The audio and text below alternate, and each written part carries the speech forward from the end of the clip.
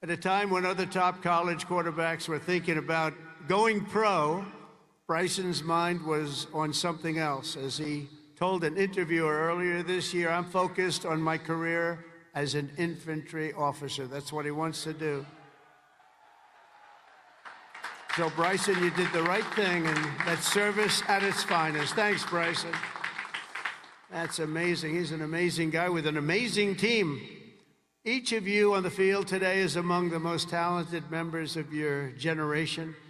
You could have done anything you wanted. You could have gone anywhere. You could have gone to any school. This is one of the hardest schools to get into. And writing your own ticket to top jobs on Wall Street or Silicon Valley wouldn't be bad, but I think what you're doing is better. Instead of sports teams and spreadsheets and software, you chose a life of service, very important service, instead of stock options. And I do that stuff. It's sort of boring. Honestly, compared to what you're doing, it's real boring. You chose honor and you chose sacrifice. And instead of business suits and dress shoes, you chose muddy boots and fatigues, keeping yourself in shape. Because West Point cadets don't just have the brightest minds, you also have the bravest hearts and the noblest souls. You're amazing people.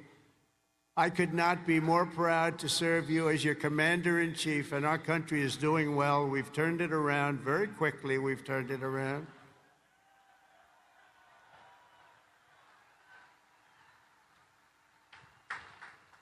I just got back from the Middle East, and I was at, as you know, Saudi Arabia, Qatar, UAE, and I will tell you, they said, all three leaders, great leaders of those three nations, they all said the same thing.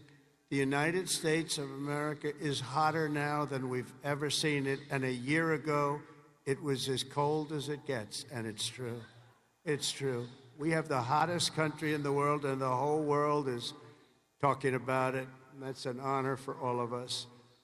I cannot wait to see the glory that is still ahead, however, for the West Point class of 2025, and we're going to help you a lot because we're going to give you a nation as good or better than it ever was. That's what I promise you.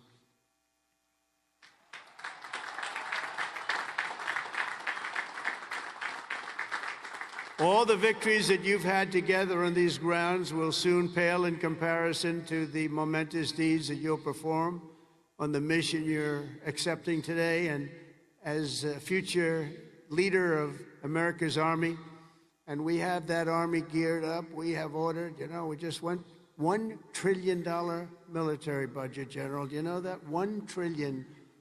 Some people say, could you cut it back? I said, I'm not cutting 10 cents. There's another thing we can cut. We can cut plenty of others. Right, Dan? We can cut plenty of other things. And you have a good man in Dan, too, General. I think you're going to find that. It's a very different warfare out there today. Now they've introduced a thing called drone. A drone is a little bit different. It makes you have to go back and learn a whole new form of warfare, and you're going to do it better than anybody else. There won't be anybody close. Generation after generation, the men and women of the Army have done whatever it takes to defend our flag, pouring out their blood onto the fields of battle all over the world. And all over the world, you're respected like nobody is respected. Our soldiers have sprinted through storms of bullets, clouds of shrapnel, slogged through miles of dirt and oceans of sand, scaled towering cliffs of jagged rock. And time again, the American soldier has charged into the fires of hell and sent the devil racing in full retreat.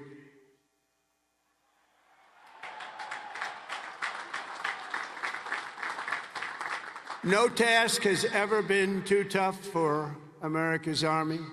And now that 250-year legacy of glory and triumph belongs to you, the 1,000 newest officers of the greatest fighting force in the history of the world. And that's what you are, and that's what you're being thought of. Again, you are the first West Point graduates of the golden age of America. This is the golden age, I tell you. Promise. We're in a new age. This is the golden age. And you are going to lead the Army to summits of greatness that has never reached before. And you see that. You see what's happening. You see what's going on in the world.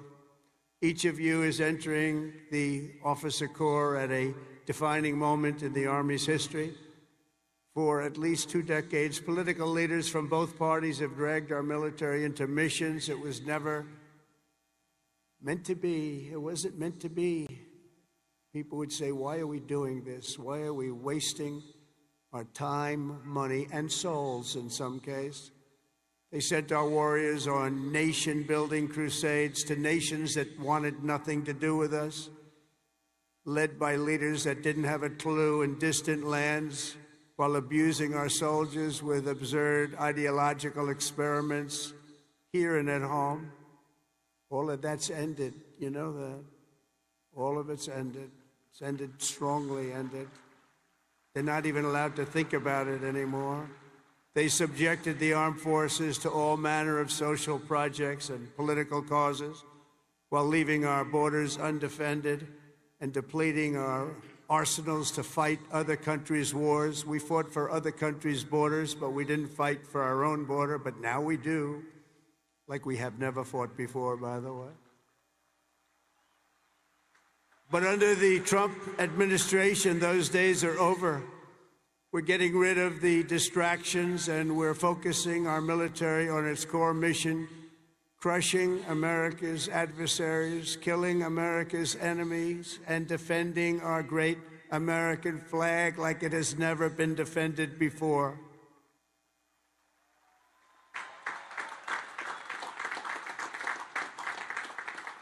The job of the U.S. Armed Forces is not to host drag shows, to transform foreign cultures, but to spread democracy to everybody around the world at the point of a gun.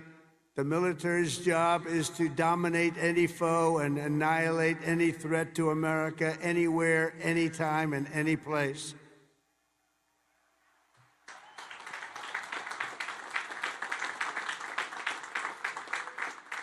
A big part of that job is to be respected again, and you are, as of right now, respected more than any army anywhere in the world, and that's happening, and I can tell you, you are respected like nobody can believe.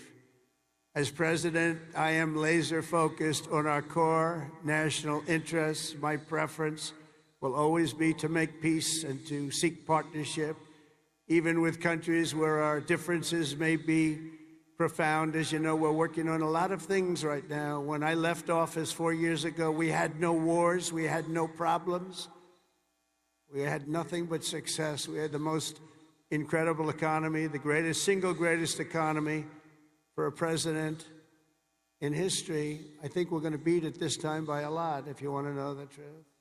But we had something going on very special. But if the United States or its allies are ever threatened or attacked, the Army will obliterate our opponents with overwhelming strength and devastating force. That's why my administration has begun a colossal buildup of the United States Armed Forces, a buildup like we've never had before. Peace through strength. You know the term. I've used it a lot.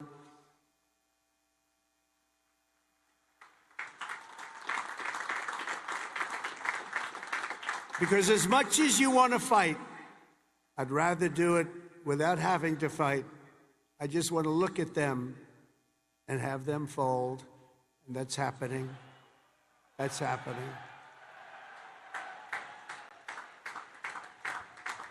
And I've approved a $1 trillion investment, and that will be, again, the largest ever in the history of our country. And we are buying you new airplanes, brand new, beautiful planes, redesigned planes, brand new planes, totally stealth planes. I hope they're stealth. I don't know. That whole stealth thing, I'm sort of wondering. You mean if we shape a wing this way, they don't see it, but the other way they see it? I'm not so sure, but that's what they tell me.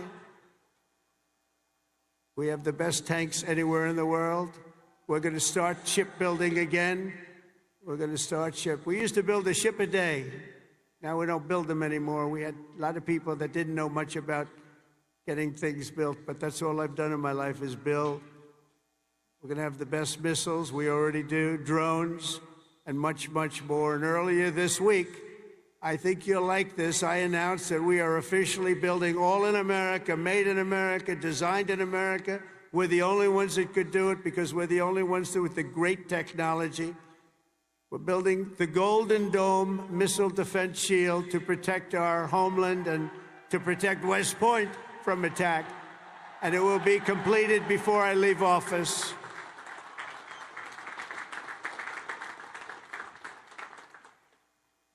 And you know, you wouldn't think this, but our enemies are very unhappy about it. You've been hearing, you've been reading. Why are they doing that? Why? Well, we're doing it because we want to be around for a long time. That's why we're doing it.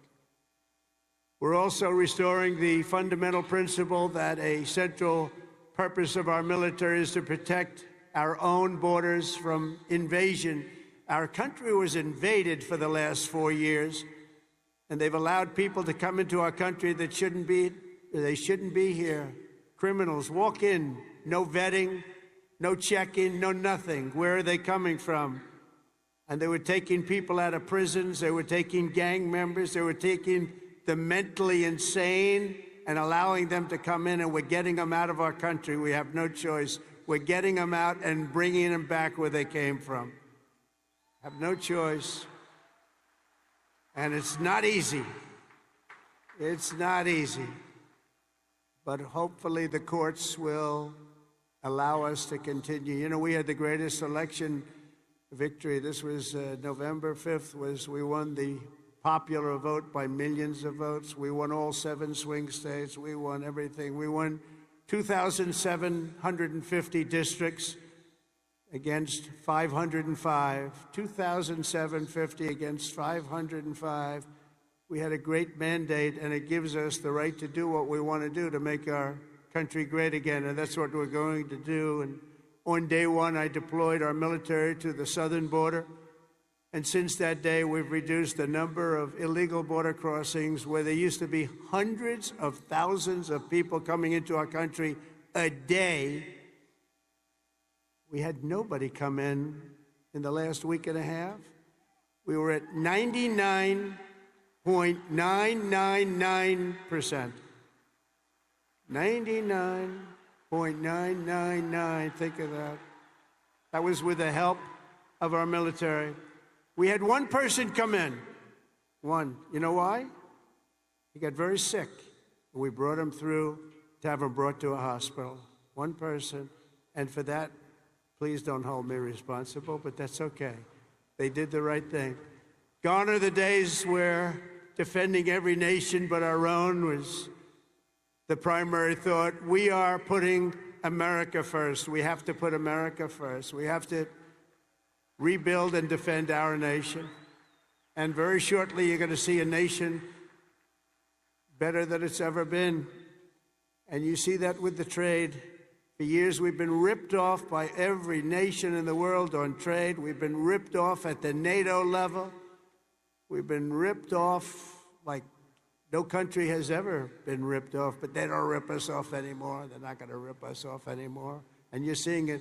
You have to watch what we're doing on trade. I know it's not your primary thing, but it's quite important in all fairness. But watch. You'll see what's going on. You've been reading about it over the last few days. We're making deals with other nations that were nobody thought it would be even possible. And the reason is very simple. They respect us again. They're respecting our country again. That's what you want. And everything we do, we are bringing common sense back to America. It's all about common sense. We can say we're liberal, we're conservative. The new word is progressive. They don't like using the word liberal anymore. That's why I call them liberal. But whatever you are, you know, most importantly, you have to have common sense, because most of it's about common sense when you get right down to it. And we have a lot of people with a lot of very smart people, but they have to have common sense. And we've liberated our troops from divisive and demeaning political trainings. There will be no more critical race theory or transgender for everybody forced onto our brave men and women in uniform, or on anybody else for that matter in this country. And we will not have men playing in women's sports, if that's okay.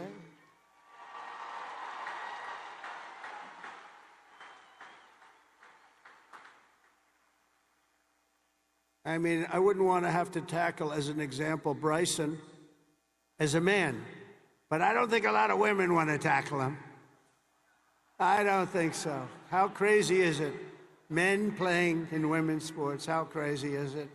So ridiculous, so demeaning to women. And it's over. That's over. We've ended it. And promotions and appointments will not be based on politics or identity. They'll be based on merit. We won that case in the Supreme Court of the United States. We're allowed to go back to a system of merit. We're a merit-based country again. Today, morale in the armed forces is soaring to the highest levels in many decades after years of recruiting shortfalls. So we had years and years of recruiting shortfalls. And just last year was the worst of all, the last year of the Biden administration. We couldn't get anybody to join our military. We couldn't get anybody to join our police or firefighters. We couldn't get anybody to join anything. And right now, just less than a year later, we just set a brand new peacetime recruiting record. The most people joined, and we are brimming. In fact, be careful. There's somebody going to try and take your job. Be careful. You better be good. We are brimming with confidence, and we're brimming with people. We had the best recruiting month that we've had in memory. Nobody remembers anything like it. And that's all because they have spirit now. They have spirit. They have a spirit for our country. And now everybody wants to be doing what you're doing. Think of that. So it's really a great honor, I will say. And I'm pleased to report that by next week, the Army is expected to surpass its recruiting targets for the entire year, something that hasn't happened in 28 years where we've had that. So that's pretty good.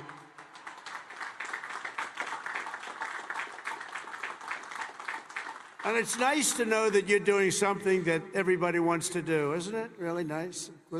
I hated to hear that. During the campaign, I was hearing that you couldn't get people to enlist, but now we're getting people, and it's sad because we're telling so many people, I'm sorry, we can't do it. My administration is doing everything possible to forge the most powerful military ever built. But ultimately, the task of keeping America strong and safe in the years ahead is going to belong to you. Among you are the lieutenants, majors, colonels, and generals who lead the Army for the next 10, 20, 30, and even 40 years. So as Commander-in-Chief, let me offer a few words of advice as you begin your Army careers. And I thought I'd do this, and I can make this to a civilian audience or to a military audience. It's pretty much the same. And I did this recently at Ohio State, and they really liked it. I gave them a little advice as to what I see for what you want to do and some tips. And first of all, and you've already done it, different from civilians, they're making their decision right now. You've already made your decision. I love your decision. You have to do what you love. You have to do what you love. If you don't love it, you'll never be successful at it. And you've done this, and you really, many of you in the audience, many of you that are graduating, you come from military backgrounds or you love the military. It's what you want to do. It's what you want to talk about. One thing I see about people that love the military, that's all they want to talk about. I'll be out to dinner, and generals, if they love their job, usually the only good ones are the ones that want to talk about it all the time. But if they talk, that's what they want to talk about. I really, very rarely see somebody who's successful that doesn't love what he or she does. You have to love what you do. In your case, the military is what you chose, and I'll tell you what, you cannot go wrong. You're going to see it, too. You're going to love it more and more with time. You know, I work all the time. That's all I do is I work, whether it's politically or before that. I was a very good businessman, in case you haven't heard, really good. But I was good because I loved it. I loved it. I learned from my father a little bit. My father was a happy guy, and all he did was work. He'd work Saturdays, Sundays. He'd work all the time. And he was a happy guy. He just loved life. And I learned that. I say, you know, it makes him happy. I've seen other people that never work and they're not happy. But you got to love it. Otherwise, you won't be successful. In the Army, there are a lot of different paths you can take. So follow your instincts and make sure that you take the path that you love, that you're doing something that you love within your military. You will be happier, and the Army will be far stronger for it. Second is to think big. Always think big. If you're going to do something, you might as well think big, do it big, because it's just as tough, and sometimes it's a lot easier thinking big than doing a small task that's more difficult. One of your greatest graduates, General Eisenhower, used to say, whenever I run into a problem that I can't solve, I always like to make it bigger to solve it and solve more of it. If you're going to solve a problem, it might as well be a big problem as opposed to a small problem that lots of people can take advantage of and solve. So you can achieve something really amazing. Think big. Third, though, you got to do this. Brain power you have to have. Potential you have to have. But to be really successful, you're always going to have to work hard. An example is a great athlete, Gary Player, great golfer. He wasn't as big as the other men that were playing against him, great, big, strong guys. Gary was a smaller guy. I don't want to say too small. He's a friend of mine. He gets a little angry at people because he hits the ball just as far. He said, I hit the ball further than them. Why am I small? But he worked very, very hard. He was always doing exercise. He was well ahead of his time. He never stopped. He won 168 golf tournaments. He won 18 majors, 9 regular and 9 on the senior tour. 18 with 168. That's the most tournaments internationally, the most tournaments anybody's ever won. But he made a statement years ago, and I heard it. He's the first one. I think I've heard it a couple of times since, but he was the first. He said, it's funny. The harder I work, the luckier I get. And think of that. The harder I work, the luckier I get. And he worked hard, and you're working hard, and the harder you work, the luckier you're going to get. Fourth is don't lose your momentum. Momentum's an amazing thing. Keep it going. I tell a story sometimes about a man who was a great, great real estate man. He was a man who was admired for real estate all over the world, actually, but all over the country. He built Levittowns. He started as a man who built one house. Then he built 2, then he built 5, then he built 20, then he built 1,000, then he built 2,000 and 3,000 a year. And he got very big, very big. He was great at what he did. You see him all over the country still, Levittowns. This was a long time ago, but he was the first of the really, really big home builders. And he became very rich, became a very rich man. And then he decided to sell. He was offered a lot of money by a big conglomerate, Gulf and Western, big conglomerate. They didn't do real estate. They didn't know anything about it, but they saw the money he was making. They wanted to take it to a public company. And they gave him a lot of money, tremendous amount of money, more money than he ever thought he'd get. And he sold his company, and he had nothing to do. He ended up getting a divorce, found a new wife. Could you say a trophy wife? I guess we can say a trophy wife. It didn't work out too well, but that doesn't work out too well, I must tell you. A lot of trophy wives, doesn't work out. But it made him happy for a little while at least. But he found a new wife. He sold his little boat and he got a big yacht. He had one of the biggest yachts anywhere in the world. He moved for a time to Monte Carlo and he led the good life. And time went by and he got bored. And 15 years later, the company that he sold to called him and they said, the housing business is not for us. You have to understand, when Bill Levitt was hot, when he had momentum, he'd go to the job sites every night. He'd pick up every loose nail. He'd pick up every scrap of wood. If there was a bolt or a screw laying on the ground, he'd pick it up and he'd use it the next day in putting together a house. But now he was spoiled, and he was rich. He was really rich. And they called and they said, this isn't for us, this business. We do other things. Would you like to buy it back? We'll sell it back to you cheap. And they did. He bought it. He bought it. He thought he made a great deal, and he was all excited. But it was 15 years later. He lost a lot of momentum. Remember the word momentum. And he lost everything. It just didn't work. He lost everything. And I was sitting at a party on Fifth Avenue one night, a long time ago, and you had the biggest people in New York, the biggest people in the country, all in that party, and they were all saluting each other, how great they were. They were all telling each other, I'm greater than you. Gets to be really, gives you a headache sometimes. But they had all these people that are telling their own stories about how fantastic, a cocktail party, and I looked over, and I was doing well. I was invited to the party, so I had to be doing well. I was very, very young, but I made a name in real estate, and I looked over, and at the party, sitting in a corner all by himself, nobody was talking to him, was Mr. Levitt. He had just gone bankrupt, lost everything. He had lost everything, his home, everything. And I went over and talked to him because he was in the real estate business, and I loved real estate, and I said, hello, Mr. Levitt, how are you? He said, hello, Donald, it's nice to meet you.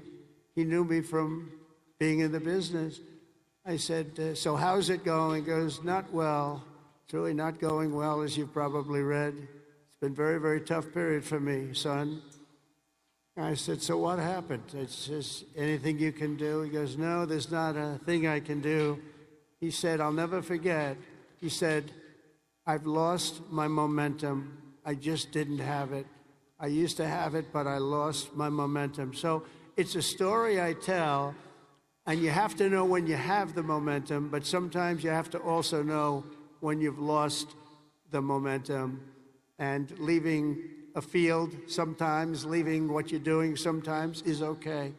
But you got to have momentum, but you have to know if that momentum's gone. You have to know when to say it's time to get out. And it's a very sad story. I remember that story so well, like it was yesterday. Fifth, you have to have the courage to take risks and to do things differently. Eisenhower, again, was threatened with court-martials as a young officer for advocating a new doctrine of tank warfare. Billy Mitchell was thrown out of the Army for pioneering the use of air power. They said, what do you mean air power? Don't be ridiculous. People willing to try and do things differently. It's never going to be easy for them, but they're the ones that are going to really do the important things. They're the ones who are going to make history.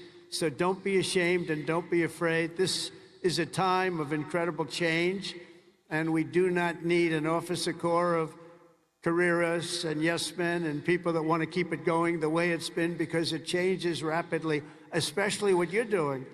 Because believe it or not, you're in a business and profession where things change as rapidly like warfare, the type of warfare. Unfortunately, we're getting to see it with Russia and Ukraine, and we're studying it, and it's a very terrible thing to study, but we're seeing the different forms of warfare. We're seeing the drones that are coming down at angles and with speed and with precision. We've never seen anything like it. We've never seen anything like it, and we're learning from it. But your profession changes very rapidly. You've got to be at the top of it. You've got to be right at the head of the needle. We need patriots with guts and vision and backbone who take personal risks to ensure that America wins every single time. We want to win our battles. You know, I defeated ISIS in 3 weeks. They told me it would take 5 years. And the general that did it, you know that story, was named Raisin Cane. His name is Dan Cane, but his nickname was Raisin Cane. I said, your name is Raisin Cane. I love that. Is that a nickname? That's what they call me, sir. I love you, General. I think you're the guy I'm looking for. I want to know a guy named Raisin Cane, and he is now the head of the Joint Chiefs of Staff, and he's a highly respected man. And we defeated, think of it, ISIS. They said, I said, how long in Washington? Sir, it will take 4 years to defeat them, maybe 5. And maybe we won't because they're all over the place.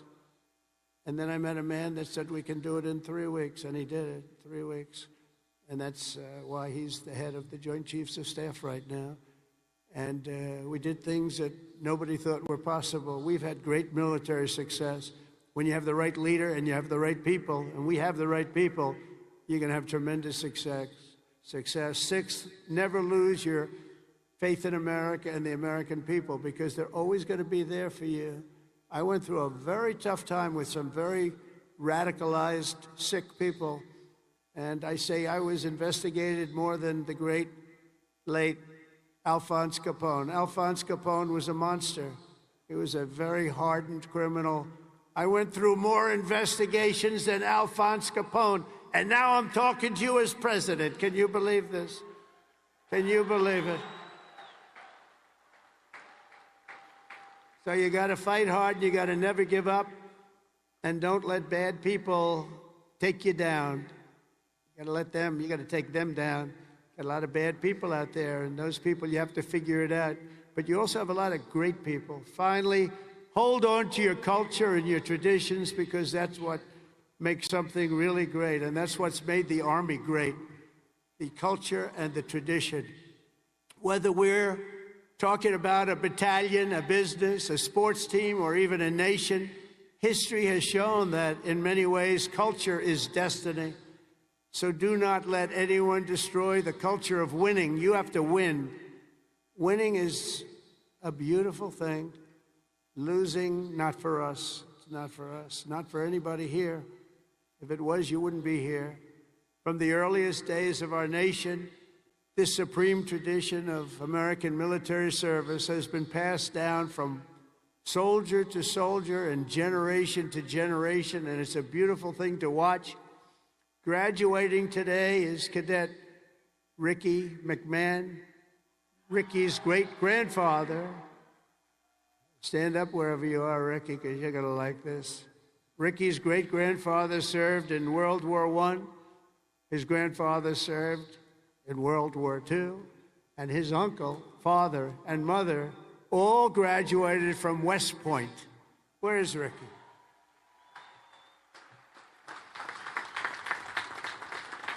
In 2004, when Ricky was just a little tiny boy, who would think about that, Ricky, a little tiny boy?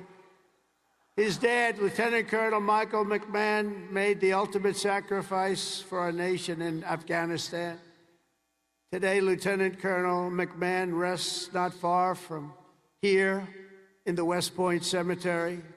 Last year, 2 decades after losing his father, Ricky placed a gold chip from his dad's 1985 class ring into a crucible, along 87 other rings were with it, of past West Point grads that were melted down to forge those now worn by the class of 2025. Do you all know that? Do you know that? What you're wearing?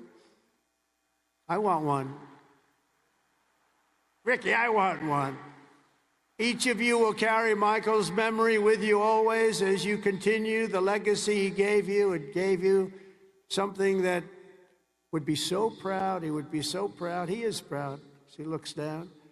To Ricky and his mom, Jeanette, you embody what this place is all about. And I know Michael, he's up there. He's smiling broadly, so proud. He's so proud of you today. You know that. And he's a man that couldn't be, and he is a man that couldn't be more proud. And I want to I just love that story. And everybody's ring, they're going to remember you. They're going to remember your family. And most importantly, you're going to remember a great tradition. It's a great tradition of West Point and of winners. Thank you very much. It's great to meet you. Thank you. You can sit down. You want to come up? If you want to come up, come up. Come on up. Come on up here. That's nice. You're a handsome guy. They're all good looking here. I don't know what's going on. The whole crowd is beautiful. Thank you very much.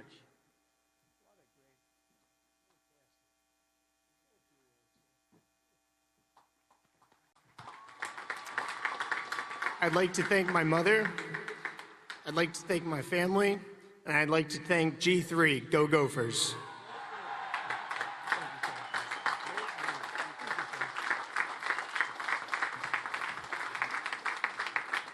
These are good-looking people, I'll tell you, General. What's going on over here? Look like all a bunch of male models. I can't stand it.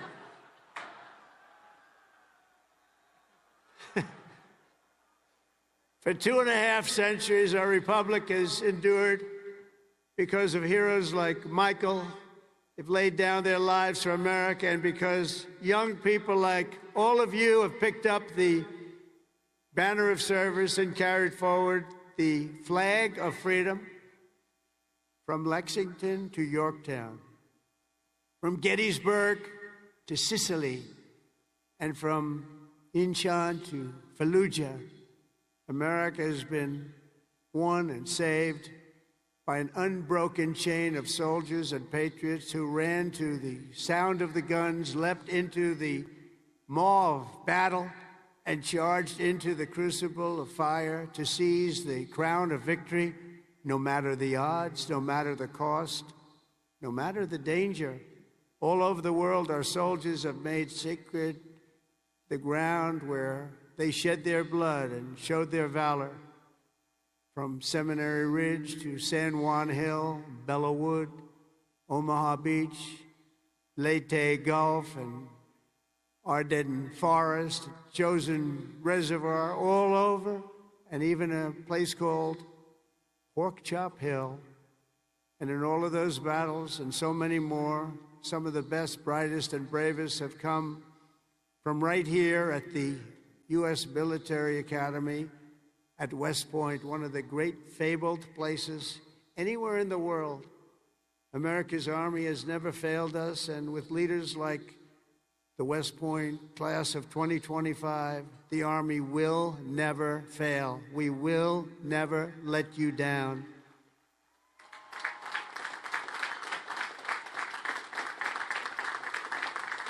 And over the last week, I had the honor of speaking to the heads of many countries, and they would say, 2 weeks ago, they say the 8th, they said, "Sir, we're celebrating the victory today of World War II." And I said, "Wow, that's nice." Then I'd call another one, unrelated.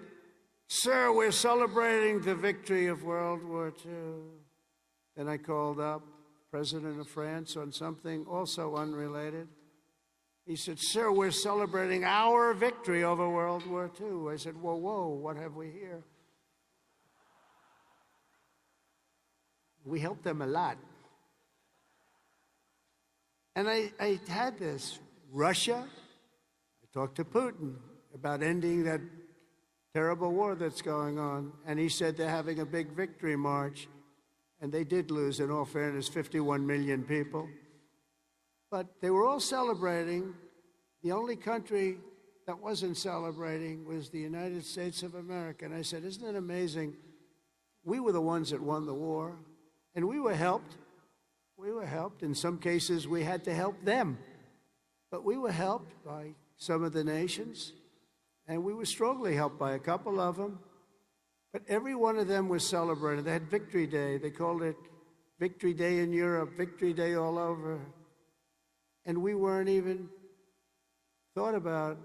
Nobody had a Victory Day. And so I named that special day and another special day from now on as a holiday, but a holiday where we work, because we don't have enough days. We're going to be having so many holidays, we're not going to be able to work anymore. But I named it for World War II, and a separate day in November, as you know, for World War I. I said, you know, all of these countries that participated in the war are celebrating, but the greatest country of them all, and the country that won the war, nobody even talked about. And so we're going to be talking about it, too, from now on. And I think you'll appreciate it. We won the First World War. We won the Second World War. And you know where we won them from? Right here at West Point. West Point won the war. You won 2 world wars. and plenty of other things. But think of it, we don't want to have a third world war, but we won the First World War, we won the Second World War right here from West Point, and that's something. And we're going to be talking about it. You know, they can talk about it, and in some cases, as you know, they didn't do too much to help. They were ground down, but they were celebrating victory. No, we're going to celebrate victory because we're the ones that won that war. Standing before you today, I know that you will never stop, you will never quit, you will never yield, you will never tire, you will never, ever, ever surrender, never give up. Remember that, never give up. That's another little factor I could have added. Never, ever give up. Raise your right hand. I pledge I will never, ever give up. You can never give up. You can never give up. If you do, you're not going to be successful because you'll go through things that will be bad. You're going to have great moments. You're going to have bad moments. You can never give up. Through every challenge and every battle, you'll stand strong. You'll work hard. You'll stay tough. And you will fight, fight, fight, and win, win, win.